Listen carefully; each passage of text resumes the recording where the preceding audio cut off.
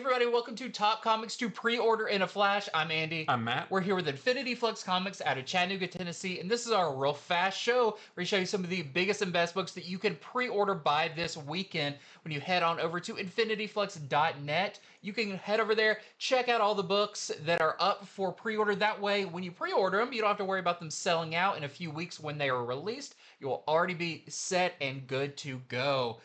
Very interesting show, some really big stuff, some really cool stuff, so let's get into it. Starting with the most important, this is Star Wars Hyperspace Stories, the Library Edition Volume 1. Why is this our top book? It's a collected edition, it's a library big edition. It's because I'm in this edition. Yay! So I did 2 issues of the Star Wars Hyperspace Stories series, and it's actually getting collected in this really big library edition. So I kind of wanted to put this at the beginning just to talk about it, because I can. We've gone mad with power. We've gone mad with power and are using it for our own advantage. But no, this is really cool. This is written by a lot of great people. Michael Morrissey, Cecil Castellucci, and more, plus some great other artists. But me, I did 2 issues in this. Plus, this will have some bonus materials, I hope. They asked for a lot of, do you have any sketches or character designs? And I submitted a bunch, so let's see if any of them make it in here. That's what I want to see. But this is going to be $59.99, but it's going to be really great. I hope everyone picks up a copy of it. And next is X-Men Apocalypse Alpha, or X-Men of Apocalypse Alpha, and this is sort of the lead into this miniseries where some of the X-Men from the Age of Apocalypse universe comes into the main 616 universe. Now, this story is going to take place in the direct aftermath of the finale of the original Age of Apocalypse story, so it doesn't sound like it's current. It takes place back a while back. But they venture into the main Marvel universe where they will come into conflict with their classic counterparts, forever impacting both teams' destiny. So it all starts with this issue. Next up, we have Superman the Kryptonite Spectrum. This is issue number 1 of 5, and this is by your team of Ice Cream Man. So this is W. Maxwell Prince, and the art is by Martin Morazzo. And I got a chance to read this a little earlier. This is really cool because in this miniseries, they have discovered, I believe, like four new forms of kryptonite out in deep space, and Superman, along with the help of Batman, basically does exposure therapy. It's like, we need to know what these will do to me. And they start off with the purple kryptonite, and you'll have to read it to find out what happens. But if you like the format of Ice Cream Man, that kind of the way it's structured changes per issue based on some kind of factor, this one being the kryptonite. The whole issue is like how that kryptonite even affects the story. This is really cool. This is a Black Label book. So it's kind of set in its own continuity. He's got really cool Superman robots that are the shape of his Superman shield walking around that are really fun. So I think if you're like an Image fan, this may be a little bit more in that direction than your traditional Superman comic, but 5-issue miniseries, don't miss out. And this is Marvel All-on-One #1. This is actually a one-shot written by Ryan North. The art is by Ed McGuinness, and it's a 50-page epic that's told entirely in splash pages. And it's basically the Thing versus the Marvel Universe. Ben Grimm returns to Earth after a solo mission in space, only to discover that the Fantastic Four and the rest of the heroes have, for some reason, turned against him, along with New York City and the rest of the world. So he's going to have to solve this mystery of what the heck is going on while battling all these heroes. And it says he's got a mystery to solve and a whole wide world to clobber. Very cool. Next up, we have what I believe is at least a miniseries, maybe an ongoing series. It's hard to find the information, but I do remember them saying at one point that there was a Shredder series coming. This is Teenage Mutant Ninja Turtles Shredder #1. It's going to run alongside the main Ninja Turtles book going on right now.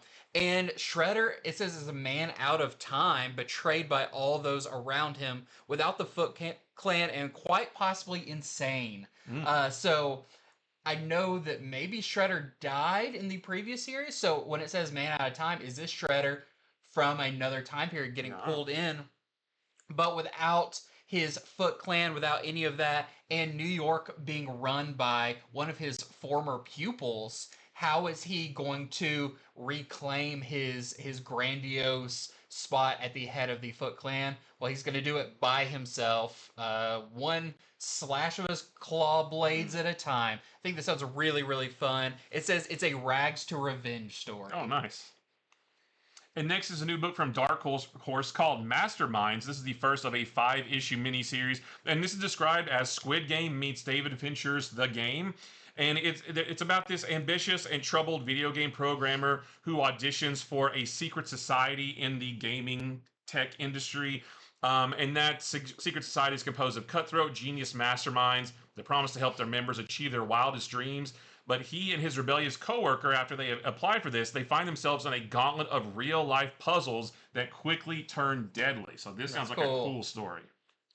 Next up, we have Venom, Black, White, and Blood #1. And I was like, surely we've gotten this before, but I don't think we've actually had a Venom. We've had a Carnage, we had Wolverine, we've had so many others. But Venom is getting the treatment this time. So this is going to be an anthology series, multiple stories per issue.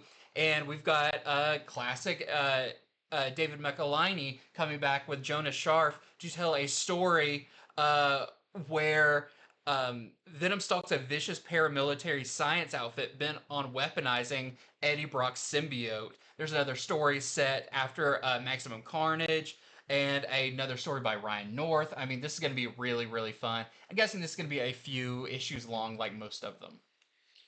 Next is Bring On the Bad Guys, Dormammu, and I believe this is the next to last book in this series of one-shots. And it says that Dormammu is drawn into a battle across generations. The arcane horrors of the Dark Dimension come to vivid life as you've never seen them before. But what could possibly move Dormammu to help anyone seeking his aid? So if you've been enjoying these other Bring On the Bad Guys books, don't miss this one. And we got to talk about it. This is Absolute Batman #11. So number 10 came out this week, and it was incredible. Issue 9, issue 10, amazing. But we got introduced to this new version of Bane, this Absolute Bane. But what is his backstory? We are going to learn in this issue with guest art by Clay Mann, which I think is going to be incredible. Nice. I love Clay Mann's art. It's going to be very interesting to see Clay Mann, who is way more realistic, not super realistic, but more traditional comic book style, draw these hulking characters in this. But it's the origin of Bane, what drives the muscle-bound behemoth, and how did he arrive in Gotham. Very excited for this issue. And last is Beneath the Trees Where Nobody Sees, Rite of Spring #2. I love this book, just wanted to put love out there for it. In this one, we rejoin Samantha in the cozy confines of small town life, because in the first issue, it was all about the sister of the Duck that was killed in the first series.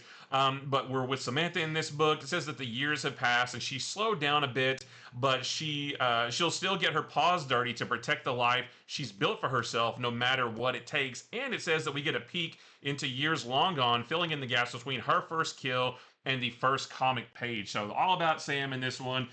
This is set 8 years after the first series, so she is a little bit older, but she's still pretty mean. Deadly as ever. Yep.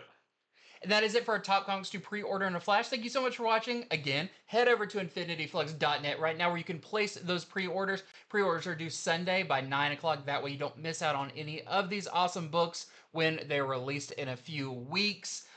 Stay tuned for our show coming up on Friday. We'll be going over these, their variants, plus much, much more, so you learn a little bit more.